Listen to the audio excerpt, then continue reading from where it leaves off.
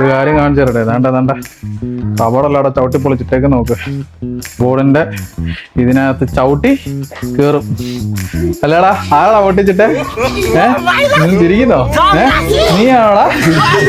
അപ്പൊ നമുക്ക് ഈ കബോർഡൊക്കെ പൊളിഞ്ഞു പോയി കഴിഞ്ഞാല് ഇപ്പൊ ഇവിടെ അത്യാവശ്യം നമ്മൾ കാര്യങ്ങളൊക്കെ അറിയത്തില്ലെന്നുണ്ടെങ്കിൽ നമുക്ക് വലിയ പാടാണ്. നമുക്കിങ്ങനെ റിപ്പയർ പ്ലേറ്റ് എന്ന് പറഞ്ഞ സാധനം കിട്ടും. ഇങ്ങനെ ഹിഞ്ചസ് റിപ്പയർ പ്ലേറ്റ് എന്ന് പറഞ്ഞ സാധനം കിട്ടും. അത് വെച്ച് നമുക്കിത് ഈസി ആയിട്ട് ഫിക്സ് ചെയ്യാൻ പറ്റുന്ന കാര്യങ്ങളേ ഉള്ളൂ.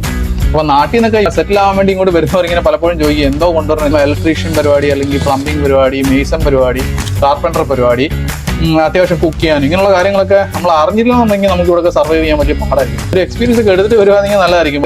എവിടെയെങ്കിലും നടക്കുന്നവർക്ക് കണ്ടും കേട്ടും ഒക്കെ പഠിച്ച് ചെറിയൊരു ഐഡിയയിലൊക്കെ വരുവാണെങ്കിൽ, അല്ലെങ്കിൽ നമുക്ക് ഇവന്മാർക്കൊക്കെ പൈസ കൊടുത്ത് നമ്മൾ അടങ്ങിപ്പോകും. കറക്റ്റ് പ്രോപ്പർ അല്ലാത്തതുകൊണ്ട് സംഭവം ഊരി പോയിരുന്നു കേട്ടോ. നമുക്ക് ഫിക്സ് ചെയ്യാം. ആശാരിയെ തന്നെ വിളിക്കണം.